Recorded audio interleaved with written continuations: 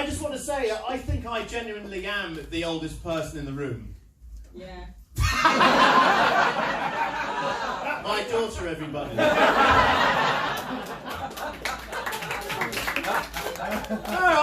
I came in and I just thought to myself, the vibe I'm giving off is either I'm here to pick up someone to take them home like I'm their dad, or I'm a recently divorced man who's very lonely. That's the vibe I'm giving off. And none of you could be my children because I'm not going to have kids.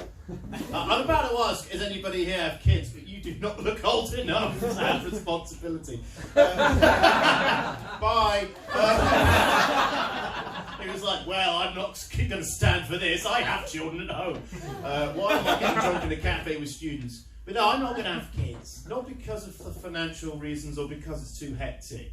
Let me put it this way. My other half does poetry and yoga, and I work in a tech startup and play video games in all my spare time. Could you imagine how unbearable our family would be? Come on, Kanye, it's Juniper's turn with the avocado smasher. Kids, if you do not finish your kale, your mother will not read any of her verses to you about the plight of single mothers in Tangier. Icarus, for the last time! The yoga mat is not for Pilates! You can really picture that, can't you? Me yelling at my kids before banning them from the media room. I mean, they'd be upset.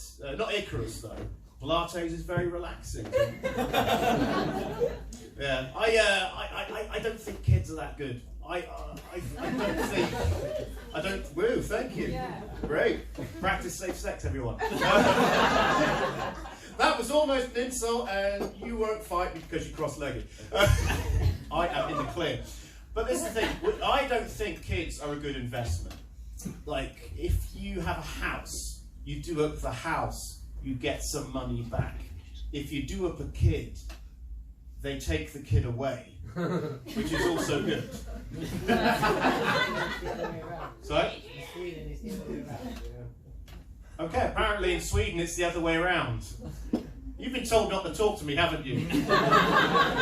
Also, it's really weird when the guy who's being a bit suspicious in the front row's got his hood up and it's like, okay, is he going to come at me at any point? I don't know, you look good. How's your name? Adrian. That's it. Is it Adrian? Or is it Adrian with 15 A's? Adrian. That's right, but next time, just raise your hand if you have a question. Oh, you're so obedient, I love it. Anyway, where were we? Kids. No one has kids here. I don't think they're a good investment. And besides, I think they are in fact the worst form of gambling. They are the worst form of gambling, because what happens is, you have a kid, and you spend all this effort on it, and, you know, what if it turns out to be a bad person? Or even worse, better than you. I can't handle that kind of competition. I mean, I don't want to find that after 16 long years of raising the child, or 18 if you're a perfectionist.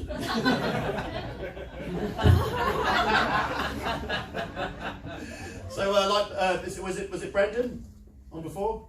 Brendan. Hello, Brendan. Yeah, it's great. Give it up for Brendan again. I really enjoyed his stuff. Until he came on stage, I thought, fuck me, Loki's very awkward in person.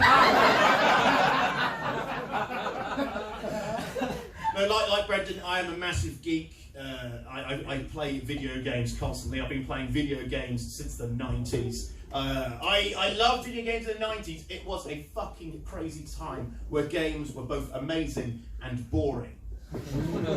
Anybody here heard of Theme Park?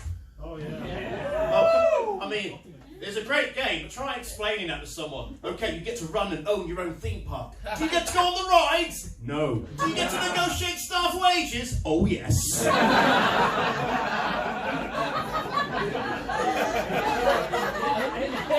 That's what you wanted to do as kids, wasn't it? Ooh, carry the one. It was an interesting time to be a gamer back then, because the news media was thinking that gamers could only be one of two things. Like, one, that we play games so much that we end up killing people. And the idea that video games influence behaviour that much is laughable, or so I thought, until I played The Sims last weekend, and now I desperately want to own a house. And the other thing they think you're going to turn out to be is a virgin, because you're spending so much time playing video games, you're never going to have sex. Well, guys, I'm 32. I've been playing games since I was 5, and I stand before you now. Oh yes, as a man who's killed 2 people.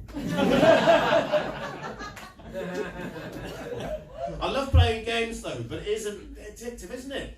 And I think at some point there is going to be video game rehab, or video game anonymous, if you will. Because someone's going to go into their doctor and just go, sorry, Fortnite's too good, I have a problem. That is genuinely going to happen. I think but the thing is, you never hear about anything like that. It's never got to that point, because no one's ever robbed someone for another copy of Call of Duty, have they? No one sucked someone off in an alley for an extra copy of GTA. Because as we all know, for GTA, you've got to do full anal, you know. Yeah, one day it will happen. Gamers Anonymous. It will take place in the corner of a library, a place where gamers don't go. And it'll just be everybody standing up and telling their story like, oh, it's been 167 days since my last Minecraft session. Not a day goes by that I regret building a giant penis. But it will happen. And the thing is, what makes games so addictive is they offer so many achievements and secrets to find and hunt down. You don't get this same experience with crack, do you? No one keeps smoking crack to unlock the secrets, do they? Like, no one's like smoking crack and suddenly goes, achievement unlocked. Bye bye, baby. Sell your kids for crack 3 times. Achievement unlocked. Lowest of the low. Come off crack and start your new life as an estate agent. Achievement unlocked. Dancing with myself. Alienate everyone you know. I absolutely love video games. That said though, I do actually have a girlfriend. I know, it's a miracle. I know, you can find love when you look like a baby that hates women, you know. It's lucky. She's lovely, she's a blonde lady. Oh yes, blonde lady. But she's also in Mensa. Thus disproving that blondes are stupid. But she's also German. Thus disproving that blondes have more fun. I mean, she's dating me, she is not having more fun. Yeah, she's good, she's really good. We met online, LinkedIn. And every day she sends me the same message that she said to me the day after we first made love. Keep being productive. She treats our home life like it's a job as well. We talked about having a threesome, but it ended up being a conference call. I don't know about you, but I've never had sex and kept having to say, are you still there? Got the line cut out and I have to finish myself off. What are you supposed to do? What are you supposed to do? She's also teetotal as well. Teetotal. And because of this, she has ruined the great British tradition of drinking at airports in the morning. Woo! Sorry, I got a woo and what the fuck is that? Why were you going, at the idea of drinking at the airport? I work there.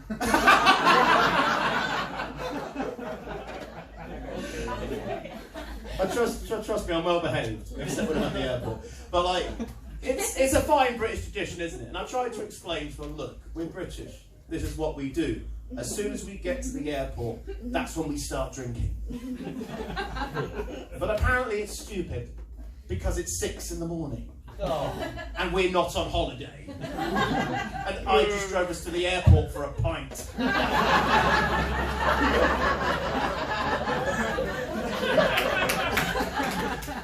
I mean, the pubs were shut. What was I supposed to do? Drink at home like I have a problem? That said though, I've been sober since August. I don't expect young people to, oh hi, you're just in time. My wife, everyone. That is classy. That is always late, always late, always. And you're always loud. No, thank you. I don't know that. Anyway. I've been sober since August, and because of sobriety, I'm going to live longer. But there are positives too. He explained to her what sobriety is. No, you was just saying that your wife is just coming to use the toilet. Yeah, we're into that. But yeah, I'm probably going to live longer, but there are positives too. You know, with all that money saved, I can finally pay off my gambling debts and take up cocaine. I hear it's pretty good. Apparently, it's just like coffee, but sexier. I'm also thinking about going vegan so people finally stop talking to me. I know, nothing says party like a teetotal vegan, does it? Looking at this cafe, I think that's the riskiest joke I've ever done.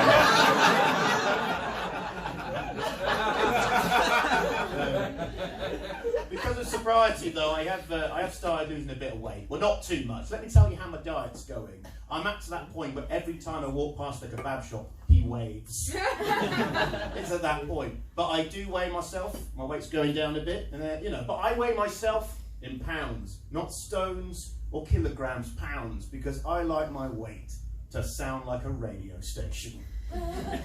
I step on the scales. 183.2. You're still a bit fat. I'm kidding. I don't actually say that on the scales. What it actually says, oh, for fuck's sake, I just took a shit. Unbelievable. But I have noticed that from sobriety, that alcohol is so deeply embedded in our culture. It is the accepted drug of celebration. If you do well at your job, your boss will say, well done on the promotion. I'm taking you down the pub. I'm buying you a pint. He never says, well done on the promotion. I'm taking you downstairs, round the back of the bins. We're going to share a spliff. Never happens. And that joke never seems to land properly. My youngest brother, he thought about going sober as well. But I said, come on, mate. I mean, it's a good idea, but you've got to do all the partying and the mistakes and all the fun times to grow up. I mean, you're 18. You just became legal. You've got your whole liver ahead of you. Yeah. I don't know if anybody here is in a big relationship, like a really serious. No, you guys are very young for a serious relationship. You just fuck everybody in this room. That's why it's so sweaty in here. But that's the thing. I don't know if anybody's thought about this. Like you're in a relationship and you go, I don't know what to buy her for her birthday. Maybe if I proposed, that's the present. I mean, short term, it's an expensive present. In the long term, it's a very expensive present. Not only that, but in comparison, her next birthday will be shit. And worst of all, what if she says no? New present. Or new girlfriend. I don't know. But yeah, we were talking about it, because we're going to go on holiday on her birthday.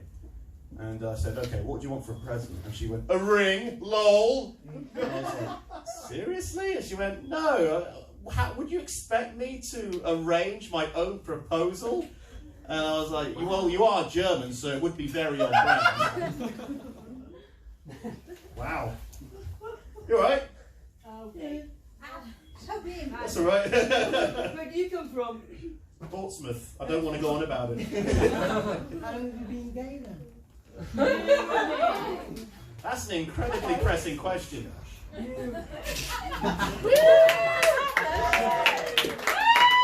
My manager, everyone. Hello friends, that's Matt.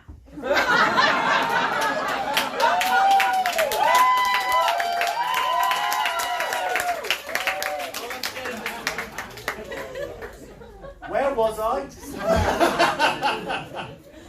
This is okay. We're talking about my German girlfriend. I said, look, you know, I'm not going to arrange your own proposal. And I said, okay, it's a joke, isn't it?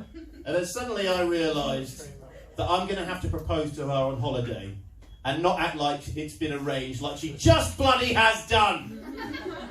And I had to look at wedding rings. And I didn't realise this, but an engagement ring and a wedding ring have to match and be worn on the same finger at the same time. I thought one replaced the other like a driving licence. I mean, that's a lot of rings. You get an engagement ring, a wedding ring, if you're posh, an anniversary ring, if you're from the Bible Belt, a promise ring. Where does it fucking end? Somewhere in the world there is a purple-headed Thanos woman with 6 infinity rings on one hand.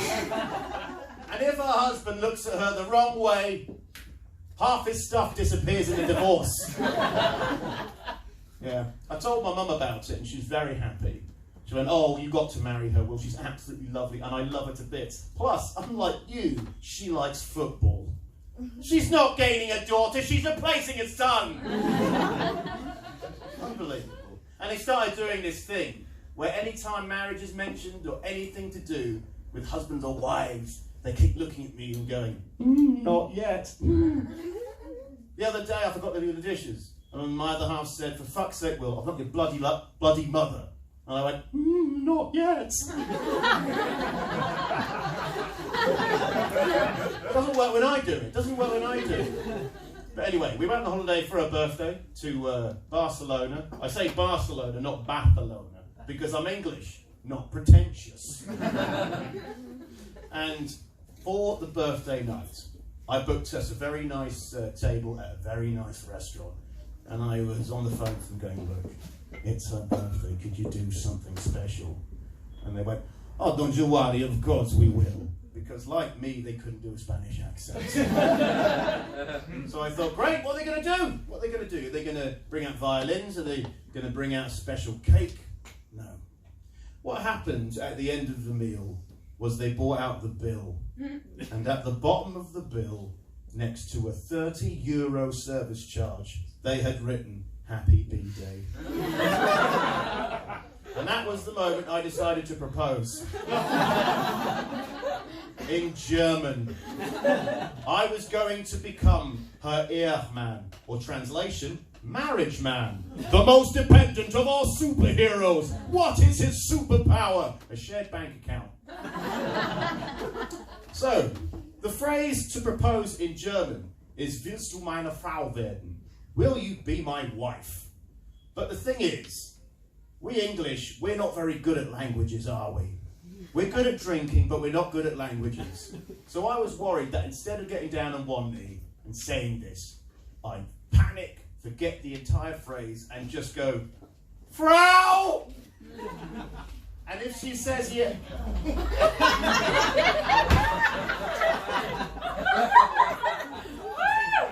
Yeah, I feel like it doesn't work as well the second time round. There's going to be a dead person outside there now. Anyway, if I did that, if I yelled Frau, and she says yes, I've scared her into marriage. But thankfully that's not what happened. What actually happened was I got down on one knee at the end of the meal, took out the ring, looked her in the eye, and said, Willst du meine Frau werden? And her jaw dropped, and a tear ran down her cheek. And I will never forget what she said next. Meine Frau werden! Meine Frau werden! Not mein Frau werden! And of course I'll marry you! This is incredibly romantic!